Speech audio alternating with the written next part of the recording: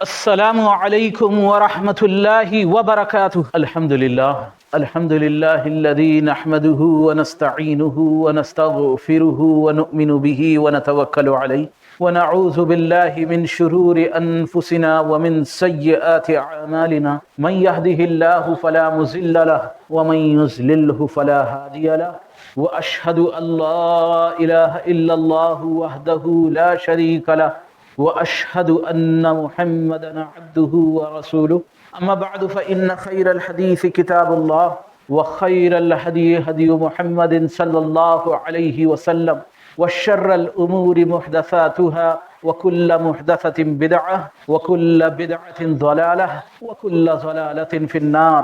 قال الله سبحانه وتعالى في القرآن المجيد والفرقان الحميد: أعوذ بالله العظيم وبوجهه الكريم وسلطانه القديم من الشيطان الرجيم من همزه ونفخه ونفسه.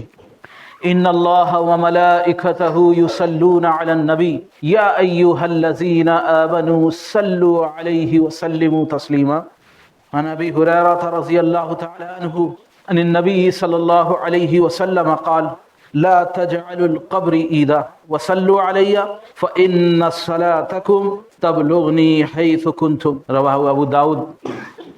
اللہ سبحانہ وتعالیٰ کی حمد و ثنا، اس کی بڑائی، اس کی عظمت، اس کی کبریائی یقینی طور پر جتنی بیان کی جائے وہ کم ہے. بلا شبہ ساری کائنات کا پالنہار، سب کو روزی دینے والا، سب کی مشکلوں کو دور کر دینے والا، سارے کائنات کا نظام جس کے ہاتھ میں ہے، جس کی چاہت سے، جس کی قوت سے ساری کائنات کے اندر جو کچھ ہوتا ہے وہ سب کچھ اس کی چاہت سے ہوتا ہے. انسان اپنی حد درجے کوششوں میں تھک جائے، جتنا چاہے کر لے، لیکن اگر حکم ربی نہیں ہے، اللہ کا حکم نہیں ہے، تو وہ کچھ بھی حاصل نہیں کر سکتا. لیکن جب اللہ سبحانہ وتعالیٰ کا حکم ہو جاتا ہے کسی امر کے معاملے میں، اور وَإِذَا أَرَادَ شَيْئًا أَن يَقُولَ لَهُ كُن فَيَكُن، اسے کسی کام کو کرنے کے لیے کوئی کسی واسطے یا وسیلے کی ضرورت نہیں ہے، بس جب وہ ارادہ کرتا ہے، وہ کہتا ہے کہ ہو جا، تو بس وہ ہو جاتا ہے. تو ایسے عظیم رب، ایسے اللہ سبحانہ وتعالیٰ جس کی ہم عبادت کرتے ہیں، یقینی طور پر جتنی اس کی حمد کی جائے وہ کم ہے. اور بے شمار درود و سلام ہو اللہ کے آخری نبی جناب محمد رسول اللہ پر، اور آپ کے آل و اصحاب پر، اور آپ کے متبعین پر، آپ کے گھر والوں پر، آپ کے ساتھیوں پر، اور آپ کی پیروی کرنے والوں پر، جو حق کے ساتھ آپ کی پیروی کریں ان پر تا قیامت تک. گزشتہ جمعے جہاں بات ختم کی تھی میں نے قرآن پاک کی آیت وما ابرئ نفسی ان النفس لامارۃ بالسوء الا ما رحم ربی. ان النفس لامارۃ بالسوء، یقینی طور پر نفس امارہ، نفس کا تو کام ہی ہے برائی کی طرف بلائے، برائی کی طرف کھینچے، برائی میں انسان کو ملوث کر دے. نفس کا تو کام ہی یہی ہے. الا ما رحم ربی، مگر جس پر اللہ رحم کر دے. اگر اللہ رحم کر دے، رحم اللہ کی محبت، اگر اسے اللہ کی محبت حاصل ہو جائے، اللہ کا دھیان حاصل ہو جائے، اللہ کا رحم حاصل ہو جائے، تو وہ گناہ سے بچ سکتا ہے. تو معلوم ہوا کہ لا حول ولا قوت الا بک، اچھائی کے کرنے کی طاقت، برائی سے بچنے کی قوت الا باللہ، اللہ کے سوا کوئی نہیں ہے جو دے. اللہ جس پر رحم فرما دیتا ہے وہ برائیوں سے، گناہوں سے بچ جاتا ہے، اپنے آپ کو ہلاکت سے بچا لیتا ہے. تو کیا چیز خاص ہوئی؟ اللہ کی رحمت. اور یہ اللہ کی رحمت انسان کے گناہوں میں جہاں اس کو بچاتی ہے، اگر وہ رحم فرما دے تو انسان بچ جاتا ہے. یہ اللہ کی رحمت دنیا کے ہر کام پر، ہر قدم پر اس کو اس کی رحمت کی ضرورت ہوتی ہے. اللہ سبحانہ وتعالیٰ نے اپنی رحمت کے، اس میں آتا ہے کہ اللہ سبحانہ وتعالیٰ نے اپنی رحمت کے 100 ٹکڑے کیے، ان میں سے ایک ٹکڑا 1% دنیا کے اندر اتارا ہے. بس اسی رحم کی وجہ سے، اس کی اللہ کی اسی کرم کی وجہ سے درندے چرندے سب اپنے بچوں پر رحم کرتے ہیں. دنیا کے اندر جتنی محبت اور مودت ہے وہ سب کچھ اس کا وہ 1% حصہ ہے اس رحیم مولا کا. اور کل قیامت والے دن وہ رحمان اپنی اس ایک حصے کو اپنی 99 حصوں میں ملا کر کامل 100 حصے کر دے گا، اور پھر وہ اپنے بندوں پر کرم فرمائے گا. موت کے وقت، جس وقت انسان کی برائیاں اس کے اوپر حاوی ہو جاتی ہیں، شیطان اپنے پوری قوت اور طاقت کے ساتھ زور لگاتا ہے کہ اس کا خاتمہ خراب ہو جائے، کیونکہ العبرۃ للخواتیم، خاتمے کا ہی اعتبار ہے. ساری زندگی انسان کسی نیکی کو کرتا رہے، کتنے ہی نیک اعمال کو انجام دیتا رہے، لیکن اگر خاتمے میں خرابی ہو گئی، خاتمے میں بربادی پیدا ہو گئی، خاتمے کے وقت انسان خدا نہ کرے اللہ نہ کرے کوئی پھسل گیا تو سب کچھ، سب کرائے پر پانی پھیر دیا، سب برابر ہو گیا. تو اس لیے شیطان اپنا پورا زور لگاتا ہے زندگی کے حالات، زندگی کی، میں پیچھے عرض کر چکا کہ جو کچھ زندگی جس طرح گزاری تھی وہ سب کچھ سامنے آ جاتی. اللہ کے رسول صلی اللہ علیہ وسلم کے حدیث کے بھی الفاظ ہیں، آپ نے بھی فرمایا کہ جس طرح زندگی گزارو گے اس طرح مرو گے، اور جس طرح مرو گے اس طرح اٹھائے جاؤ گے. تو اس موت کے وقت اگر اللہ کی رحمت، اگر اس کا فضل، اگر وہ نہ ہو تو انسان ہلاک و برباد ہو جائے، کوئی اس کو بچانے والا نہیں ہے. مرنے کے بعد قبر میں اگر اس کی رحمت نہ ہو، اس کا کرم نہ ہو، تو وہاں قبر میں بھی انسان منکر نکیر کے سوالات کا جواب پر ثابت قدم نہیں رہ سکتا. کل حشر کے میدان میں، کل قیامت کے میدان میں جو اللہ کی رحمت کے سائے میں ہوں گے، جن کو اللہ کی رحمت حاصل ہوگی، وہی لوگ کل قیامت والے دن حشر کے میدان میں اس کی سختیوں سے، اس کے عذاب سے، وہ سورج کی تپش سے، اس کی گرمی سے، اس 1000 سال کے دن اس لوگوں، کسی کے لیے وہ 50,000 سال کا ہوگا اور کسی کے لیے کچھ لمحات میں گزر جائے گا، یعنی پتہ ہی نہیں چلے گا کب گزرا قیامت کا دن. وہ مشک کے ٹیلوں پر کھیلیں گے، ان کے لیے الگ سے انٹرٹینمنٹ، جیسے دیکھتے ہیں ہم شادیوں کے اندر بچے بڑا پریشان کرتے ہیں تو لوگ شادیوں کے اندر انتظامات کرتے ہیں، بچوں کے لیے الگ سے پلے زون بنا دیتے ہیں. بچے جو ہیں یہاں جا کے، بھائی یہاں بچے وہ شور غلہ مچا رہے ہیں، یہاں جا کے کھیلو.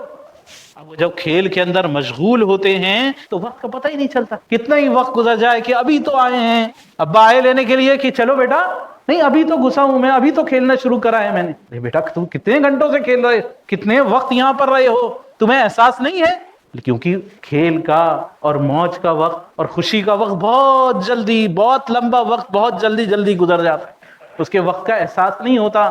تو جو قیامت کا دن 50,000 سال کا ہوگا، اس قیامت کے دن پر جن پر اللہ سبحانہ وتعالیٰ رحم کریں گے، جن پر اپنا کرم کریں گے، ان کو مشک کے ٹیلوں پر بھیج دیں گے. وہ وہاں پر سیر و تفریح کریں گے اور ان کے لیے کچھ لمحات کے اندر ہی وہ دن گزر جائے گا. اور پھر جنت کے اندر داخلہ، وہ بھی انسان کے عمل پر نہیں ہے. انسان اپنے عمل کی وجہ سے اللہ کے عذاب سے بچ جائے، اللہ کی پکڑ سے بچ جائے، بہت ہے. اللہ کے رسول صلی اللہ علیہ وسلم آپ بیان فرما رہے ہیں صحابہ سے کہ دیکھو کل جنت میں داخلہ اللہ کی رحمت کے بنا نہیں ہوگا. جس پر اللہ رحم فرمائے گا، کرم کرے گا، وہی جنت میں جا سکے گا. انسان اپنے عمل کی وجہ سے کہ میں اپنے عمل، میرا عمل، میں نے اتنی نیکیاں کی. امت محمدیہ میں نیکیاں کرنے والے ہیں، گزشتہ امتوں میں ہزار سال تک لوگوں کی عبادتیں، لیکن ان کی عبادتیں پانی کے ایک گھونٹ کے بدلے میں ختم ہو جائیں گی. اللہ جس وقت ان سے سوال کرے گا اپنی نعمتوں کے بارے میں تو وہ کسی نعمت کا جواب نہیں دے سکتے. تو جنت میں داخلہ نہیں ہوگا مگر اللہ کی رحمت کی وجہ سے. آپ فرما رہے ہیں رسول اللہ صلی اللہ علیہ وسلم کہ جنت میں اللہ کی رحمت کے بنا داخلہ نہیں ہوگا. تو صحابہ نے تعجب سے سوال کیا، یا رسول اللہ آپ بھی، آپ کا مقام و مرتبہ، آپ بھی جنت میں نہیں جائیں گے؟ ہاں کہ میں بھی. اللہ سبحانہ تعالیٰ جس پر رحم فرمائے گا، جس پر کرم کرے گا، صرف وہی جنت میں جا سکے گا. وَلَوْلَا فَضْلُ اللَّهِ عَلَيْكُمْ وَرَحْمَتُهُ فِي الدُّنْيَا وَالْآخِرَةِ، اگر اللہ کا فضل، اس کی رحمت نہ ہو دنیا میں اور آخرت میں تو کیا کر ہو جاتا. تو اس کی رحمت حقیقی طور پر، اس کی رحمت اصل ہے. ہر جگہ اس کی رحمت کی ضرورت ہے، دنیا میں بھی اور آخرت میں بھی. تو اس کی رحمت کے حصول کے راستے بہت سے راستے ہیں. ان میں سے ایک راستہ جو ذکر کے اندر آتا ہے وہ درود ہے. نبی کریم صلی اللہ علیہ وسلم پر درود. عمومی طور پر ہم درود کو نہیں جانتے، اور درود عربک کا ورڈ نہیں ہے، یہ فارسی زبان کا لفظ ہے. آپ کو حدیث کے اندر یہ لفظ نہیں ملے گا. درود ہم کہتے رہتے ہیں، زبانوں سے کہتے ہیں کہ بھائی درود کیا ہے، درود کیا ہے. انشاءاللہ اس کے بارے میں تفصیلی جہاں تک ہو سکے گی بات کروں گا انشاءاللہ. لیکن یہ کہ درود نہیں ہے، صلاۃ ہے. عربک میں صلاۃ لفظ یوز ہوتا ہے. تو اللہ سبحانہ وتعالیٰ قرآن پاک میں فرما رہا ہے، ان اللہ وملائکتہ یصلون علی النبی. ہر جمعے میں ہم سنتے ہیں یہ قرآن کی آیت، سورۃ الاحزاب کی آیت. بلا شبہ اللہ سبحانہ وتعالیٰ اور اس کے فرشتے نبی پر درود بھیجتے ہیں. اللہ سبحانہ وتعالیٰ اور اس کے فرشتے نبی پر درود بھیجتے ہیں، اس پر اپنی رحمتیں نازل کرتے ہیں. فرشتے اللہ سبحانہ وتعالیٰ اس پر اپنی اس کا مقام و مرتبہ نبی کا بڑھا دیتا ہے، اس کا تذکرہ فرشتوں کی اعلیٰ جماعت کے سامنے، ملأ الاعلیٰ کے سامنے ان کا تذکرہ کرتا ہے۔ کیسے کیسے فرشتے ہیں، کتنے بڑے بڑے عظیم و شان فرشتے، یعنی صرف جو اللہ سبحانہ وتعالی نے سورہ فاطر کے اندر ذکر فرمایا کہ بعض فرشتوں کے 2 پر ہیں، بعض کے 3 ہیں، بعض کے 4 ہیں، اور اللہ سبحانہ وتعالی جتنا چاہتا ہے اس نے اپنی مخلوق کو بنایا ہے۔ جبریل علیہ السلام کے 600 پر ہیں۔ حاملین عرش جو عرش کو اٹھانے والے ہیں، ان کے کان کی لو سے، مطلب باڈی کے 2 حصوں کے بیچ میں منیمم جو ڈیفرنس ہے وہ آپ اس سے سمجھیے کہ کان کی لو سے لے کر کندھے تک، کان کی لو سے لے کر کندھے تک کا فرق حاملین عرش جو فرشتے عرش کو اٹھانے والے ہیں 700 سال کی مسافت کے برابر ہے، اس سے بھی زیادہ 700 سال کی مسافت، اتنا فرق۔ تو کتنے بڑے بڑے وہ فرشتے ہیں، ان فرشتوں کے سامنے اللہ سبحانہ وتعالی تذکرہ فرماتا ہے اپنے نبی، اس کے مقام و مرتبے، اس کی فوقیت، اس کی افضلیت، اس پر اپنی رحمتیں نازل فرماتا ہے۔ اور فرشتے جو ذرہ برابر اللہ کی نافرمانی نہیں کرتے، لیکن وہ فرشتے جو ہیں ان کا ذکر کیا کہ دیکھو یہ اعلیٰ مخلوق یہ اپنے تمہارے نبی جناب محمد رسول اللہ صلی اللہ علیہ وسلم پر درود بھیجتے۔ ان اللہ وملائکتہ یصلون علی النبی یا ایھا الذین آمنوا صلوا علیہ وسلموا تسلیما، اے ایمان والوں اپنے نبی پر سلام اور درود بھیجا۔ حکم فرمایا پہلے اپنی ذات سے اور اپنے فرشتوں سے شروع کرا اللہ سبحانہ وتعالی نے کہ کام کی اہمیت، اس کی عظمت، اس کا مقام و مرتبہ بیان کرنے کے لیے اپنے نبی کا مقام و مرتبہ بیان فرمایا کہ اللہ اور اس کے فرشتے درود بھیجتے ہیں نبی پر۔ اے ایمان والوں تم بھی درود و سلام بھیجا کرو۔ یہ درود و سلام یہ اللہ کی رحمت کا ذریعہ ہے۔ یہ درود و سلام ہر مسئلے میں، ہر پریشانی میں کام آنے والا ہے۔ حضرت ابو ہریرہ رضی اللہ تعالیٰ عنہ وہ روایت کرتے ہیں من صلی علیہ صلاۃ واحدۃ صلی اللہ علیہ عشرا، اور عبداللہ بن عمرو بن عاص رضی اللہ تعالیٰ عنہ ان کی روایت ہے، صحیح مسلم کی ہی روایت ہے، ان سے مروی روایت کے اندر الفاظ ہیں من صلی علیہ صلاۃ صلی اللہ علیہ بہا عشرا، کہ جو نبی پر ایک بار درود پڑھتا ہے، نبی پر ایک بار درود بھیجتا ہے تو اللہ سبحانہ وتعالیٰ اس پر 10 رحمتیں نازل فرماتا ہے۔ صرف ایک بار درود پڑھنے کی وجہ سے اللہ کی 10 رحمتوں کا وہ حقدار بن جاتا ہے۔ اور حضرت عبداللہ بن عمرو کی ایک اور روایت ہے مسند احمد کی، اس کے الفاظ ہیں من صلی علی نبی صلی اللہ علیہ وسلم واحدۃ صلی اللہ علیہ وملائکتہ 70 صلاۃ، جو نبی کریم صلی اللہ علیہ وسلم پر ایک بار رحمت بھیجتا ہے، ایک بار درود پڑھتا ہے تو اللہ اور اس کے فرشتے اس پر 70 رحمتیں نازل فرماتے ہیں۔ 70 رحمتوں کا وہ حقدار بن جاتا ہے۔ تو درود و سلام کو ہم بہت ہلکے میں لیتے ہیں۔ عام طور پر اس کے اندر امت زیادتی اور کمی کا شکار ہے۔ امت کے اندر ایک فرقہ ہے جو اس کے اندر غلو سے کام لیتا ہے، اور بقیہ امت اس سے غفلت سے کام لیتی ہے، اس کے اندر بہت پیچھے ہے، اس کی اہمیت کو نہیں سمجھتی، اس کی عظمت کو نہیں سمجھتی۔ کیوں، کس لیے، کیا ہوگا، کتنا، کب، کیسے، معلومات ہی نہیں ہیں۔ اگر ہندوستان کی آبادی، پوری آبادی کے تعلق سے اگر میں عرض کروں تو یہ بات زیادتی نہیں ہوگی کہ 90% ہندوستان کی آبادی تو درود کے معنی ہی نہیں جانتی۔ 90% آبادی کو تو درود کے معنی ہی نہیں پتا کہ درود ہے کیا، بس نام سنا ہے ہم نے درود، بھائی درود شریف کیا چیز ہے درود۔ حضرت انس رضی اللہ تعالیٰ عنہ وہ روایت کرتے ہیں، سنن نسائی کی روایت ہے من صلی علیہ صلاۃ واحدۃ صلی اللہ علیہ عشر صلوات وحطت عنہ عشر خطیئات ورفعت له عشر درجات، جو شخص مجھ پر ایک بار درود بھیجتا ہے اللہ سبحانہ وتعالیٰ اس پر، اللہ کے رسول صلی اللہ علیہ وسلم آپ بیان فرما رہے ہیں کہ جو شخص مجھ پر ایک بار درود بھیجتا ہے اللہ اس پر 10 رحمتیں بھیجتا ہے، اور اس کی 10 برائیاں، اس کے 10 گناہ دور ہوتے ہیں، اس کے 10 گناہ ایک درود کی وجہ سے معاف ہو جاتے ہیں، اور اس کے 10 درجے بلند ہو جاتے ہیں۔ ایک درود پڑھنے کی وجہ سے 10 گناہ معاف، 10 رحمتوں کا حقدار، اللہ کی 10 محبت کا حقدار، 10 مغفرت کا حقدار، 10 درجات بلند ہونے کا حقدار وہ بن جاتا ہے۔ حضرت ابن مسعود رضی اللہ تعالیٰ عنہ، سنن ترمذی کی روایت ہے، وہ بیان کرتے ہیں کہ اللہ کے رسول صلی اللہ علیہ وسلم نے فرمایا اول الناس بی یوم القیامہ اکثرہم علی الصلاۃ، سب سے زیادہ لوگوں میں میرے نزدیک یوم قیامت، کل قیامت والے دن مجھ سے سب سے زیادہ نزدیک وہ ہوگا جو مجھ پر سب سے زیادہ درود بھیجنے والا، وہ بہت زیادہ درود بھیجنے والا ہوگا۔ اللہ کے رسول صلی اللہ علیہ وسلم کے نزدیک ہونے کے کیا معنی؟ کہ آپ کی شفاعت کا حقدار، جنت کا سرٹیفکیٹ، جنت کا پاسپورٹ، جنت کا ویزا، اس کا میاں میں کہتے ہیں نا فرسٹ کم فرسٹ بیسس، پہلے آؤ پہلے پاؤ، کہتے ہیں نا پہلے آؤ پہلے پاؤ۔ کتنا ویزا اپلائی کیا تھا میاں، مہینوں نکل گئے، ویزا ہی نہیں مل رہا، لیکن یہ جنت کا ویزا، یہ محمد صلی اللہ علیہ وسلم کی شفاعت، اسی کے اعتبار سے لائن میں سب سے آگے کس کو کھڑا کیا جائے گا؟ جو محمد صلی اللہ علیہ وسلم پر سب سے زیادہ درود بھیجنے والا ہے۔ ابن مسعود رضی اللہ تعالیٰ عنہ، سنن نسائی کی روایت، اللہ کے رسول صلی اللہ علیہ وسلم نے بیان فرمایا ان للہ ملائکۃ سیاحین فی الارض یبلغونی من امتی السلام، اللہ سبحانہ وتعالیٰ کے بے شک اللہ سبحانہ وتعالیٰ کے فرشتے زمین پر گھومتے رہتے ہیں، سیاحت کرتے رہتے ہیں، سیر کرتے رہتے ہیں، وہ مجھ کو میری امت کا سلام پہنچاتے رہتے ہیں۔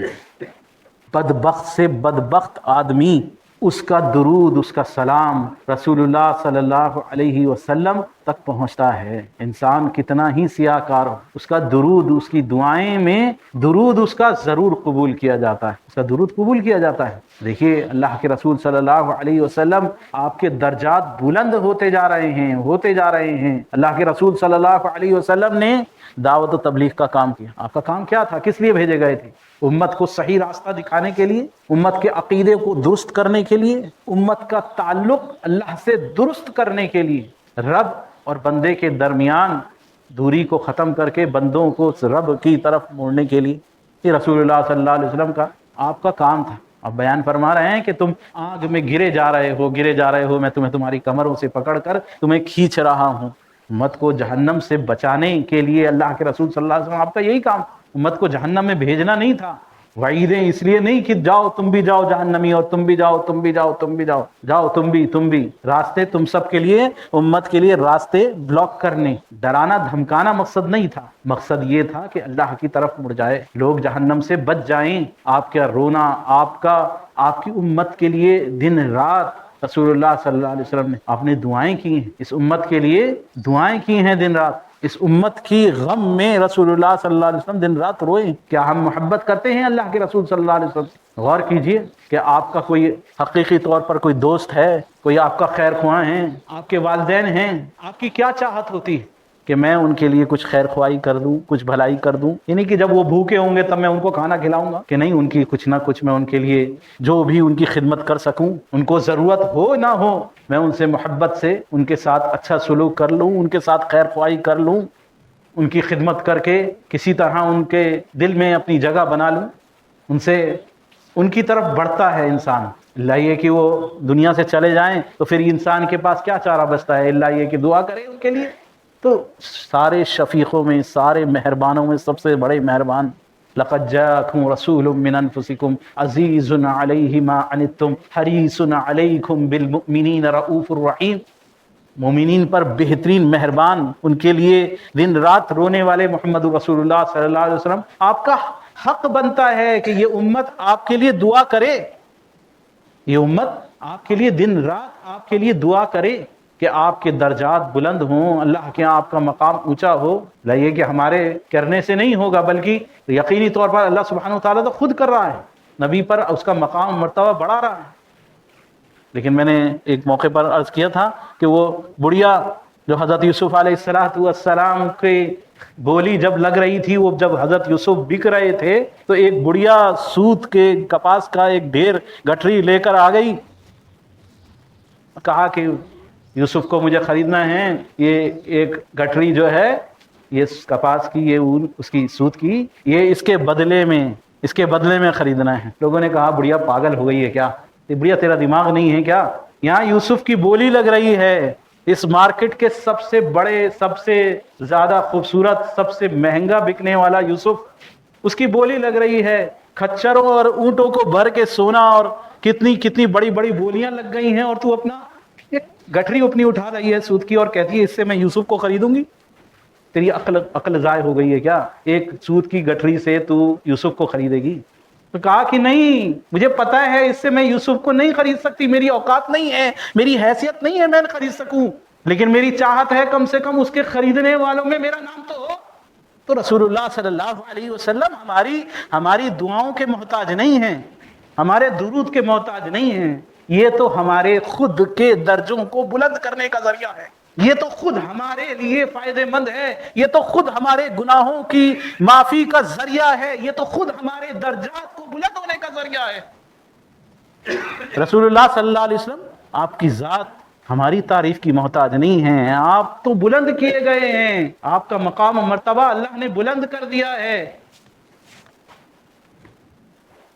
حضرت ابو ہریرہ رضی اللہ تعالیٰ عنہ، سنن ابو داؤد کی روایت اور بہقی کی روایت، وہ کہتے ہیں کہ اللہ کے رسول صلی اللہ علیہ وسلم آپ بیان فرما رہے ہیں ما من احد یسلم علی الا رد اللہ علی روحی حتی ارد علیہ السلام، کوئی شخص مجھ پر سلام بھیجے، کوئی شخص ایسا نہیں ہے جو مجھ پر سلام بھیجتا ہے، یعنی ہر شخص کے سلام بھیجنے پر میری روح کو رد اردہ پلٹا دیا جاتا ہے، پھیر دیا جاتا ہے، یہاں تک کہ میں جواب دیتا ہوں۔ رسول اللہ صلی اللہ علیہ وسلم کی تو دن رات کوئی لمحہ ایسا نہیں گزرتا کہ اللہ کے رسول صلی اللہ علیہ وسلم پر کوئی درود نہیں پڑھ رہا۔ دنیا میں ایک سرے سے دیکھیے نمازوں کے وقت کے اعتبار سے آتے ہیں سوشل میڈیا پر ویڈیوز کہ دیکھیے نیوزی لینڈ سے فجر شروع ہوتی ہے اور جا کے کہاں ختم ہوتی ہے، تو دنیا میں کوئی ایسا وقت نہیں ہوتا جس وقت دنیا میں فجر کی نماز نہیں پڑھی جا رہی ہو، کہیں پر اس کا فجر کی نماز کا وقت نہ ہو۔ دنیا میں کوئی ایسا لمحہ نہیں گزرتا 24 گھنٹوں میں کہ اس کے اندر ظہر کی نماز کا وقت دنیا میں کہیں نہ ہو، کوئی وقت ایسا نہیں گزرتا جس میں عصر کی نماز کا وقت، مغرب کی نماز کا وقت، عشاء کی نماز کا وقت، یعنی دنیا میں ہر وقت ہر نماز کا وقت کہیں نہ کہیں موجود ہوتا ہے۔ ایک سرے سے سورج چلنا شروع ہوتا ہے اور ہر جگہ کوئی نہ کوئی نماز کا وقت موجود ہوتا ہے، جہاں عشاء ہے کہیں پر فجر ہے، کہیں پر ظہر ہے، کہیں پر عصر ہے، کہیں پر مغرب ہے۔ اللہ نے ایسا دنیا کا نظام بنایا ہے کہ ہر لمحہ ارحان کوئی نماز پوری نہیں ہوتی، مکمل نہیں ہوتی نبی پر درود بھیجے بنا۔ اگر الگ سے درود نہ بھی پڑھا جائے تو بھی نماز پوری نہیں ہوتی، نماز میں تو درود پڑھا ہی جاتا ہے، اور ساری دنیا میں کوئی لمحہ ایسا نہیں ہوتا جب نبی پر درود و سلام نہ بھیجا جا رہا ہو۔ اور اللہ کے رسول صلی اللہ علیہ وسلم آپ کی روح کو پلٹایا جاتا ہے۔ اب بعض کا عقیدہ کہاں یہاں پلٹتا ہے، یہیں بعض کا دماغ جو ہے گھوم کے اپنی عقل شریف کا استعمال کر کے سلف صالحین کے منہج سے ہٹ جاتا ہے۔ جو بات، جو حدیث کا جو مطلب صحابہ نے سمجھا، جو اللہ کے رسول صلی اللہ علیہ وسلم نے براہ راست سمجھایا، اللہ کے رسول صلی اللہ علیہ وسلم براہ راست سمجھا رہے ہیں، جو مطلب رسول اللہ صلی اللہ علیہ وسلم کے ساتھیوں نے سمجھا وہی اصل مفہوم ہے۔ یہیں تو سارا جھگڑا کھڑا ہوتا ہے، جو آپس میں امت کے اندر اختلاف ہے وہ اسی وجہ سے ہے کہ ہم اپنی عقل شریف سے، ہمارے حضرت جی کی عقل شریف سے، ہمارے فلانے کی عقل شریف سے، ہمارے پیر صاحب کی عقل شریف سے جو ہے حدیث کو ہم اپنی عقل سے نکالتے ہیں، پھر چلاتے ہیں، پھر اس کے حساب سے عقائد بنتے ہیں، عقائد کا بگاڑ ہوتا ہے۔ دوسری روایت کے الفاظ ہیں، اوس بن اوس وہ رضی اللہ تعالیٰ عنہ وہ بیان کرتے ہیں، سنن ابو داؤد کی روایت، آپ نے فرمایا جمعے کا دن خصوصاً جو ہے اس دن مجھ پر خاص طور سے درود پڑھا کرو کہ تم یہ درود مجھ تک پہنچا دیا جاتا ہے، یہ مجھ پر پیش کر دیا جاتا ہے، مجھ پر حاضر کر دیا جاتا ہے۔ تو صحابہ نے سوال کیا، یا رسول اللہ آپ کے جسم کو تو آپ کو قبر میں آپ کا جسم اطہر وہ تو ختم ہو جائے گا، پھر کیسے پہنچے گا؟ آپ نے فرمایا نہیں، زمین پر حرام کر دیا ہے اللہ سبحانہ وتعالیٰ نے، زمین کی مٹی کو حرام کر دیا ہے کہ وہ میرے جسم کو ہاتھ لگائے۔ اب یہ رسول اللہ صلی اللہ علیہ وسلم پر درود کا بھیجنا، آپ کی روح کو پلٹانا یا آپ پر سلام کا بھیجنا، اور اس وقت اللہ سبحانہ وتعالیٰ پلٹاتا ہے روح کو، آپ کا اپنی قبر میں حیات ہونا، یہ ساری کی ساری باتیں یہ سب غیب کا علم ہیں، یہ سب غیبی باتیں ہیں، ورنہ پھر زندگی کا کیا مطلب، پھر آپ کی حیات اور آپ کی موت کا کیا مطلب؟ رسول اللہ صلی اللہ علیہ وسلم آپ کا حیات ہونا، جیسے کہ قرآن پاک میں اللہ نے شہداء کے تعلق سے فرمایا سورہ بقرہ کے اندر، وَلَا تَقُولُوا لِمَنْ يُقْتَلُ فِي سَبِيلِ اللَّهِ أَمْوَاتٌ بَلْ أَحْيَاءٌ وَلَكِنْ لَا تَشْعُرُونَ۔ دیکھو جو اللہ کی راہ میں شہید ہو گیا، اللہ کی راہ میں شہید ہو گیا ہے، اس کو مردہ مت کہو، وہ زندہ ہے، بل احیاء ولکن لا تشعرون، وہ زندہ ہے لیکن تمہیں اس کا شعور نہیں ہے، تم اس کی سمجھ نہیں رکھتے، تمہاری کیپیسٹی نہیں ہے کہ تم اس بات کو سمجھ سکو۔ تو ان کی حیات ویسی حیات نہیں ہے جیسے کہ ہم سمجھتے ہیں۔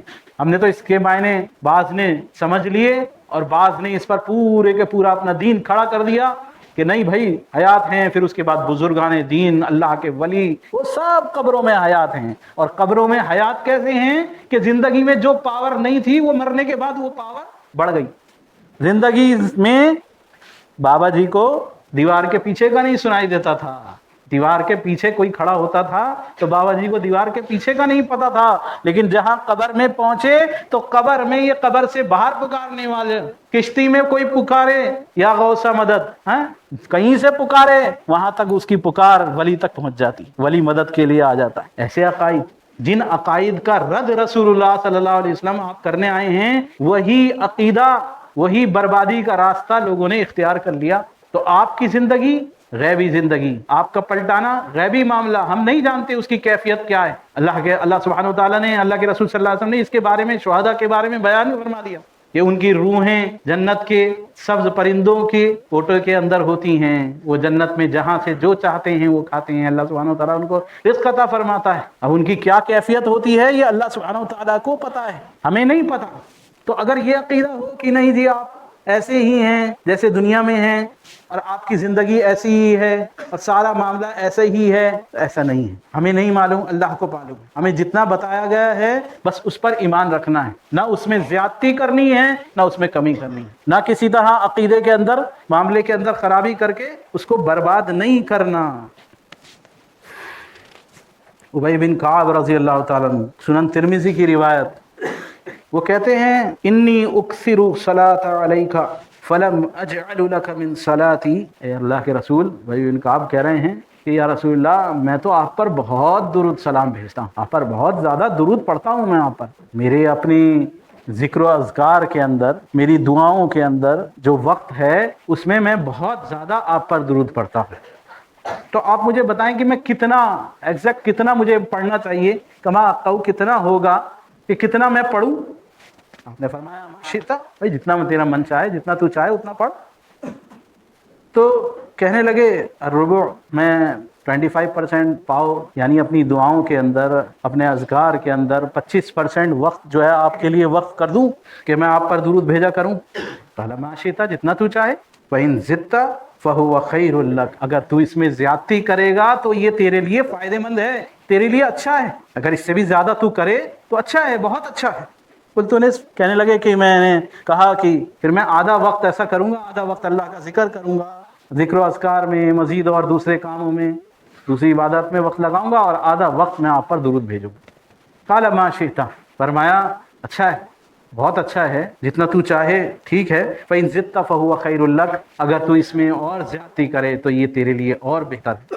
قلت ثلثین، کہا کہ پھر میں 66 یا 2/3% جو ہے میں وقت لگا دوں، میں اتنا وقت کروں؟ تو کہا ما شئت، جتنا تو چاہے۔ فَإِن زِدتَ فَهُوَ خَيْرٌ لَكَ، اگر تو اس میں اور زیادتی کرے تو یہ تیرے لیے بہتر ہے۔ قلت اجعل لك صلاتي كلها، کہا پھر تو میں اپنا سارا ہی وقت آپ پر درود و سلام بھیجوں گا، سارا ہی وقت درود میں لگاؤں گا، سارے ہی وقت آپ پر درود بھیجتا رہوں گا۔ قال اذن تکفى همك، اگر تو ایسا کرے گا، سارا وقت مجھ پر درود بھیجے گا تو پھر کیا ہوگا؟ اذن تکفى همك، تو تیری سارے کے ساری فکریں وہ سب ختم کر دی جائیں گی۔ انسان دعا کب کرتا ہے؟ جب فکر ہوتی ہے، کوئی پرابلم ہوتی ہے، کوئی پریشانی ہوتی ہے، تب دعائیں کرتا ہے۔ کہا کہ تیرے سارے فکر جو ہیں ان کے لیے کافی ہو جائے گا، ساری فکروں کے لیے کافی ہو جائے گا۔ وَيُكَفِّرُ لَكَ ذَنبُكَ، اور تیرے گناہ کے لیے کفارہ بن جائے گا، یعنی تیرے گناہوں کی معافی کا یہ ذریعہ بن جائے گا۔ یہ درود پڑھنا تیرے گناہوں کی معافی کا ذریعہ بن جائے گا، تیری فکروں سے نکلنے کا راستہ بن جائے گا، ان کے لیے کافی ہو جائے گا۔ تو درود اللہ کے رسول صلی اللہ علیہ وسلم آپ تعلیم فرما رہے ہیں. معلوم ہوا کہ اس کا مطلب یہ نہیں ہے کہ انسان پھر اور کوئی دعا نہ کرے اور یا اور کوئی ذکر و اذکار نہ کرے، کیونکہ اللہ کے رسول صلی اللہ علیہ وسلم کی آپ کی سنت ہے، آپ خود آپ کی عمل ہے. آپ نے فرمایا کہ دعا جو ہے وہ اللہ کے قربت کا ذریعہ ہے، اللہ تعالیٰ ناراض ہوتا ہے جو دعا نہیں کرتا. لیکن ایک بندہ نبی کے لیے دعا کر رہا ہے، اس کے اپنے مسائل ہیں، اپنی پریشانیاں ہیں، ڈھیروں چیزیں ہیں دعا کرنے کے لیے، مانگنے کے لیے، لیکن وہ سب چیزوں کو چھوڑ کے کیا کر رہا ہے؟ نبی کے لیے، نبی کے درجات بلند ہونے کے لیے، نبی کے پر سلام پڑھ رہا ہے، درود پڑھ رہا ہے. تو ساری چیزیں چھوڑ کر یہ پڑھ رہا ہے. مزید اذکار کرے، لیکن یہ کہ اپنا اکثر وقت زبان پر درود کو جاری رکھے، زبان پر، اپنے زبان پر اللہ کے نبی صلی اللہ علیہ وسلم پر برابر درود پڑھتا رہے. بعض نے اس کو شرائط لگا دیں کہ نہیں بھائی جب تک وضو نہ ہو تب تک درود نہ پڑھنا، قبلہ رخ ہونا ضروری ہے. عورتیں ہیں گھر میں بنا جو ہے دوپٹے کے، پھر تم درود نہیں پڑھنا، سر پہ دوپٹہ ہونا چاہیے. اب عورت ہے کچن میں کام کر رہی ہے، اس نے کام کرنے میں بیچ میں اڑ رہا ہے تو اس نے اٹھا کے اپنے گھر کے اندر کام کرنے کے لیے رکھ دیتی ہے، اور کہ نہیں بھائی اب کچن میں کام کرتے ہوئے نہیں کر، کوئی کام کرتے ہوئے اپنا نہیں پڑھو. نہیں، ہر وقت زبان پر ذکر کون سا؟ درود. نبی کا درود جو ہے ہر وقت زبان پر جاری ہو، وضو کی حالت ہو یا نہ ہو، سر ڈھکا ہوا ہو یا نہ ہو. پھر جب لگاتار ہر وقت درود پڑھے گا انسان، ہر وقت نبی کے لیے دعا کرے گا، تو پھر اس کے اثرات مرتب ہوں گے. کیا اثرات مرتب ہوں گے؟ پھر وہ جو کیفیت مرتب ہوگی وہ کرنے والے کو صحیح معنی میں پتہ چل سکتی ہے. میں وہ بیان بھی نہیں کر سکتا. آپ یہ عمل کریے کچھ وقت، پھر دیکھیے کہ کیا کیفیت اندر کے اندر پیدا ہوتی ہے، کیا حالات پیدا ہوتی ہے. بہت زیادہ اس کے فائدے فوائد بہت زیادہ ہیں. سارے مسائل کا حل اس درود کے ذریعے حاصل ہو سکتا ہے. اور کیوں پڑھے اس کی ابھی وضاحت ضروری ہے. انشاءاللہ زندگی رہی تو انشاءاللہ زندگی باقی تو بات باقی. انشاءاللہ آئندہ جمعے اس کے تعلق سے عرض کروں گا. اللہ سبحانہ وتعالیٰ سے دعا ہے کہ اللہ سبحانہ وتعالیٰ العالمین تو ہماری تمام عبادات کو شرف قبولیت عطا فرما دے. العالمین ہماری لرزشوں کوتاہیوں کو معاف فرما دے. اے اللہ تو اپنی رحمتیں اور برکتیں نازل فرما محمد صلی اللہ علیہ وسلم پر اور آپ کے آل و اصحاب پر اور آپ کے متبعین پر. العالمین اے اللہ جو پریشان حال ہیں ان کی پریشانیوں کو العالمین تو دور فرما دے. اے اللہ تمام بیماروں کو اللہ تو شفا عاجلہ کاملہ دائمہ عطا فرما دے. العالمین جو بے روزگار ہیں اے رب العالمین روزی کی لائن سے پریشان ہیں، العالمین ان کے لیے اللہ اپنے غیب سے حلال پاک طیب رزق ہدایت کے ساتھ عطا فرما دے. اے اللہ جو بے اولاد ہیں انہیں نیک صالح اولاد ہدایت کے ساتھ عطا فرما دے. العالمین اے اللہ جو کسی طرح کے حالات کے اندر کسی تکلیف میں مبتلا ہیں، کسی قرض میں مبتلا ہیں، کسی مقدمے میں مبتلا ہیں یا کسی بھی پریشانی میں مبتلا ہیں، العالمین سب کے اللہ رب العالمین سب کے لیے رحمت کا اور اللہ رب العالمین سب کے لیے سکون کا اور سب کی پریشانیوں اور مسائل کے حل کا العالمین تو حل فرما دے. العالمین ہدایت کے ساتھ حل فرما دے. اے اللہ لوگوں کو اے اللہ اور ہمیں کثرت سے تیرے نبی پر درود پڑھنے کی العالمین ہمیں توفیق عطا فرما دے. العالمین اے اللہ جن لوگوں نے دعاؤں کے لیے کہا ہے، کہنا چاہتے تھے کہہ نہیں سکے، یا ان کا ہم پر کسی طرح کا کوئی حق ہے، اے رب العالمین ان کی اور ہماری تمام جائز حاجات کو محض اپنے فضل و کرم سے العالمین اے اللہ تو ہدایت کے ساتھ پورا فرما دے. العالمین تو ہماری تمام دعاؤں کو قبول فرما کر خیر کے ساتھ قبول فرما کر العالمین ہم سب کا خاتمہ ایمان فرما کر دنیا اور آخرت کے ہر عذاب سے محفوظ فرما کر جنت الفردوس میں بنا حساب کتاب کے داخل فرما دے. آمین یا رب العالمین. استغفر اللہ لی قولی ھذا ولسائر المؤمنین من كل ذنب واستغفروا انه هو الغفور الرحیم.